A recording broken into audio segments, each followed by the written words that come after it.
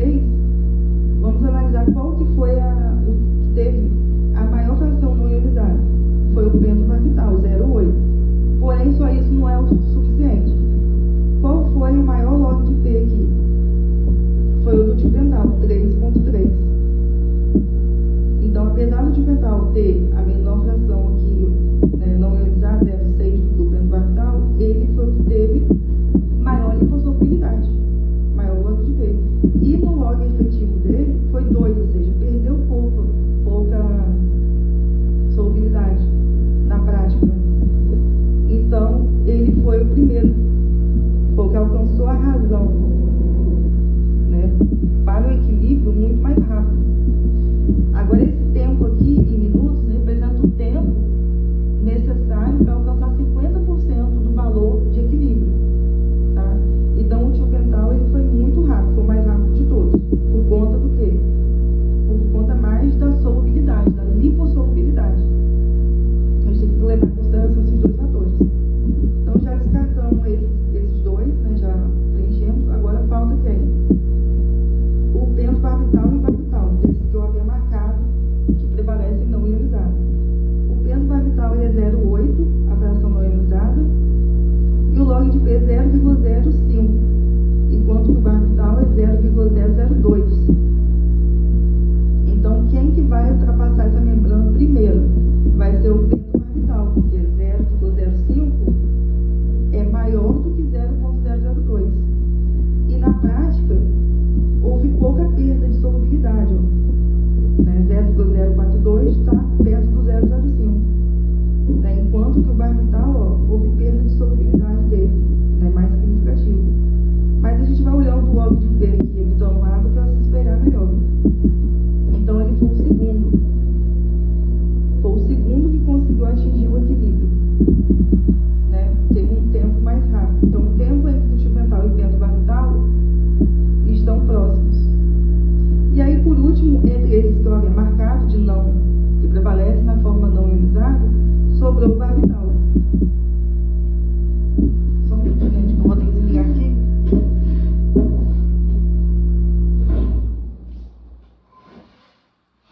A luz aqui está dando ladeira. Então, desses aqui sobrou o barbital, que tem a fração não ionizada 0,6, mas o log de P, né, a solubilidade é baixa em relação aos outros, que prevalecem na não ionizada. Então, ele vem logo em seguida. E aí sobrou quem? O ácido salicílico.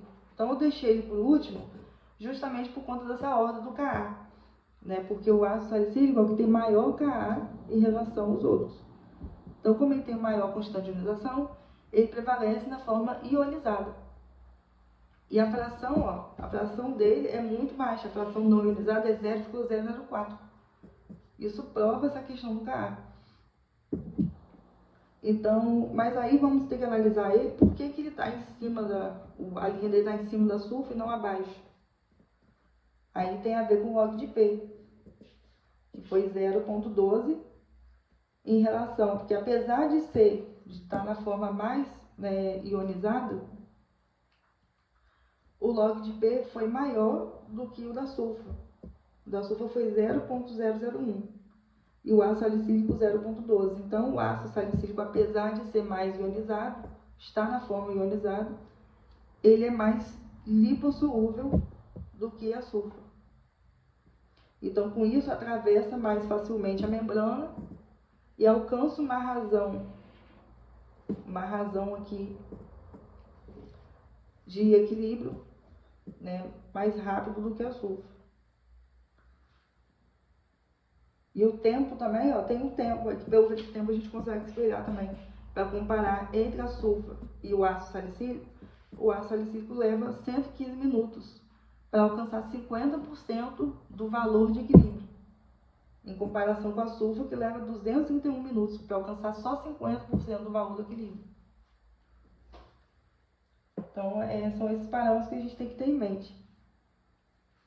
Apesar do log efetivo aqui, foi bem baixo do ácido salicílico, foi 0,005. Quer dizer, no meio fisiológico, a solubilidade ainda foi menor. Justamente porque a fração não ionizada, que é o que a gente quer para ultrapassar a membrana mais fácil, foi muito baixa. Então, a sulfa, ela acaba sendo a menor razão de todas, por conta dessa solubilidade que só tende a decrescer, só tende a diminuir, ó.